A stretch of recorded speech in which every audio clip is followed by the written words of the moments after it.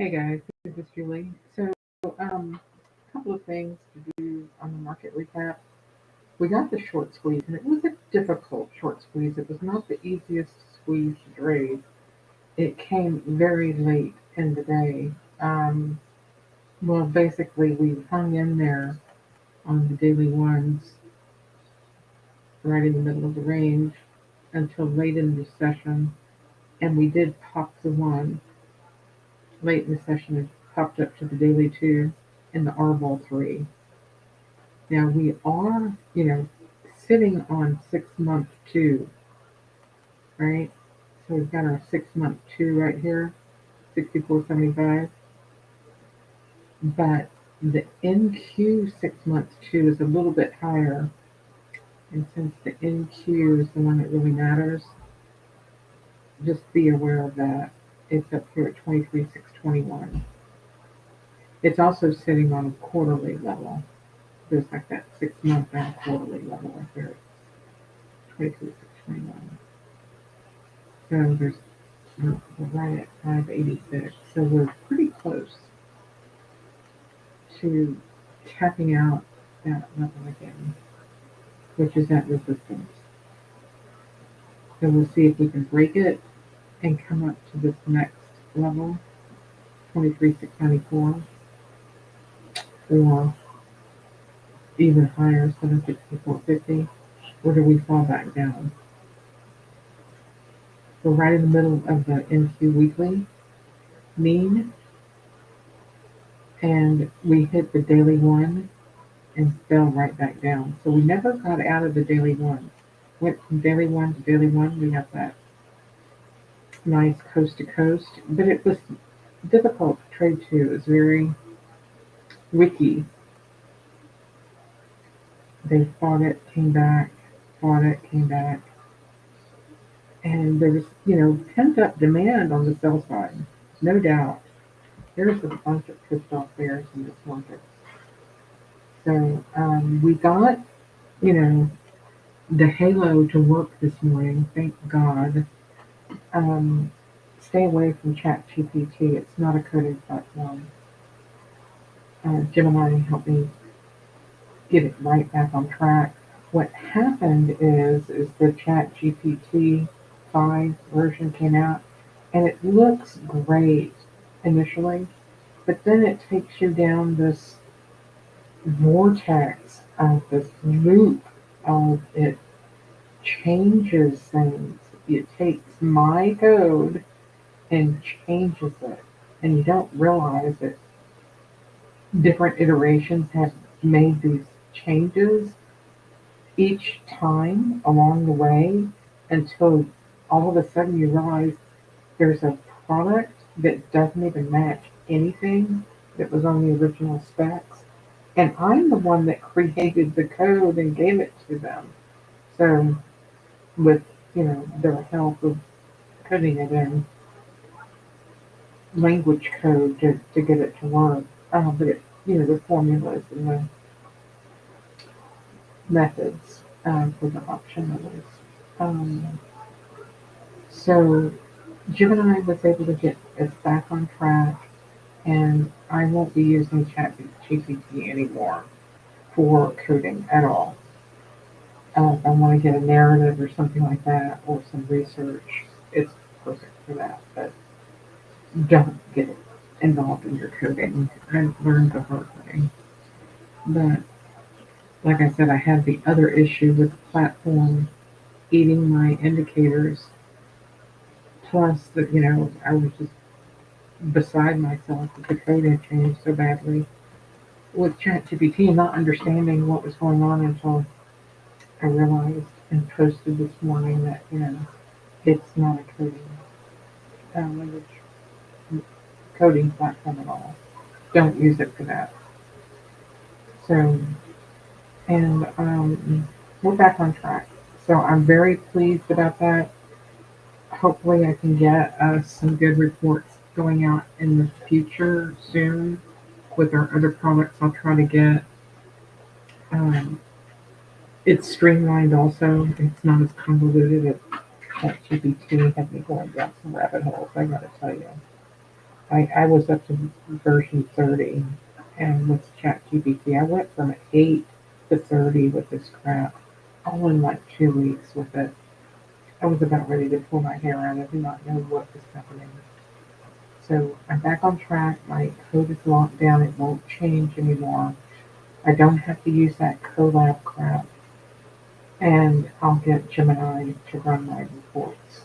Grok is also helping. I'm going to tell you that. I'm getting my initial reports done from Grok that just takes my data and the code, creates a report, and then I have the second LLM review it, Gemini, who knows my framework and checks, verifies the counts, and then runs a narrative on top of the Grok.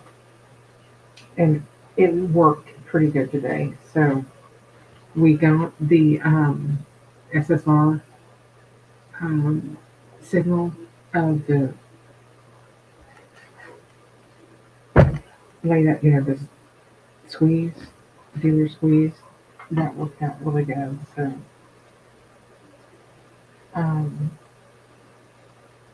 I'm kind of happy with it. So I got to tell you, I'm relieved. I was really getting beside myself. I couldn't understand what was going on, why it was changing, and it thinks that ChatGPT thinks it's trying to help you and wants to change it for some stupid reason. And I didn't even know to tell it not to change it. I've told it, actually I did tell it several times, don't use placeholders, don't change my data. I have said that repeatedly with it, but then it seems like it forgets every day what the next day it forgets that instruction. The memory is very limited. So it's a constant battle. But now I've got everything locked down. There won't be any more changing of anything. All it does is review the data and generate the report. So all the hard work is done. Like I told you before, I had all my coding done. That wasn't the problem. It was getting uh, my understanding of how to use these coding agents to do it correctly. And I finally figured it out. So yay for me. It's called persistence. And I think we get much further along in life the more persistent we are and hang in there. I think that helps. All right, so we're at the VIX. It came down to the daily three on the open. Look at that. There's our daily three on the open, and that's where it ended up, 1478, or excuse me, 1470. I didn't get some new glasses. Right there on the tick. You're seeing it here live. So everything is working out. And here's our lower monthly one. So we're at support. We're at support and we're at resistance on the ES and NQ. So don't be surprised to see this turn around tomorrow. Okay? Every day's a new day, right? I was looking at the calendar. There's nothing on the calendar tomorrow, right? It's could be just a low vol flat day, but this might have been a blow off top squeeze thing. Shush on that, I'm telling you. But we're at the monthly one right here on the VIX. I mean, there is a lower 37-day one or something down here, but we're at, which one is it? So it's either 23, 30, or 37. Let's see. No, it's the monthly. It's the 1 month. So that's the number of trade days in the month right there. And it's got a huge drop to get to the next level. So I'm wondering if they don't send it right back up. There's on here. Let's see. They could give it a little bit of a wick before they go back up, but sometimes we'll just tag it and go back up the next day. So if we get a gap up tonight at 2:15 a.m., don't be surprised, and to see it go on the other side of that daily one tomorrow on the VIX.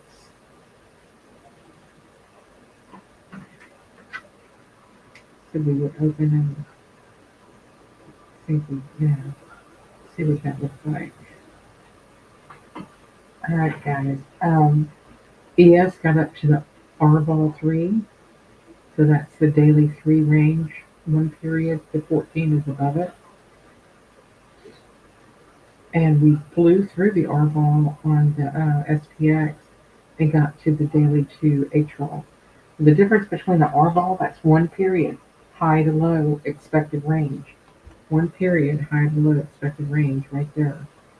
And then the 14 period historical volatility that all the indicators are coded to. Your RSI, your CCI, your stochastics, your ATO, everything. That's what those other levels are. So the dealer algos will trade the both. They'll go from the R vol to the H vol and the open to the close. The current session open versus the prior session close, and whatever that gap is between that prior close and the current open can be fortuitous as far as whether you're going to be exceeding the range, expanding, or contracting. And then you can compare all of that on higher time frame levels.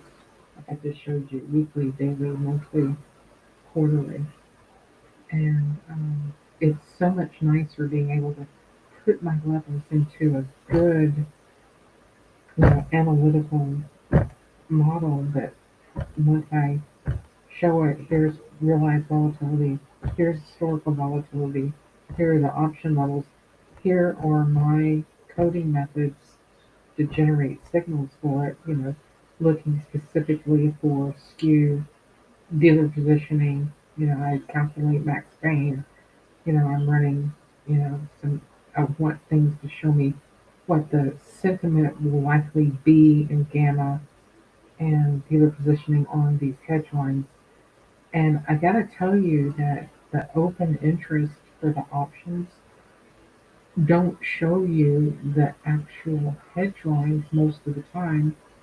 They do some of the time, but a lot of the times it's the Jats BT level, and that you don't have that. So I have the missing component with the option levels that you're used to seeing.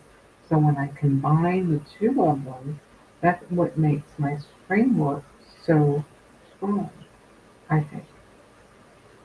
So we're sitting here at the daily one open now. I'm going to close for the open and stop. So you can see where they sit on their pins, right on these levels. They don't move the risk out from the one. If they moved it out, they would run right into the two right behind it. So you've got your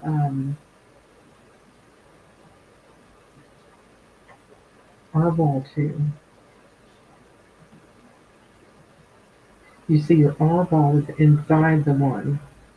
That's another tell that it's going to be a contraction day. You see how that R ball is sitting inside the range? So that's a fade opportunity, and you get that H ball outside that R ball, and you know that those dealers are going to be sitting there selling that because that's their risk line. Does that make sense? So you realize one period volatility sitting inside the historical volatility is not very conducive for range expansion at all, unless like a news event came out, you know. So, aside from, a sudden change in something, good economic number or, a good whatever report comes out, that can, of course, shift it. But otherwise, it's SOP, and we know what the headlines are, and um, we trade quarterly. So today, the skew for the options aligned the way that I calculate it, which is a little bit different I'm using my own calcs and methods from the textbook. Don't try to use textbook skew and see if my calcs will actually wrong. But my method showed that there was going to be that um, condition that we got today with the squeeze. And there it was. Let's squeeze it. And in fact, I saw somebody post that there was a huge amount of options thrown at this SPX on these lower levels, starting out at 64.55.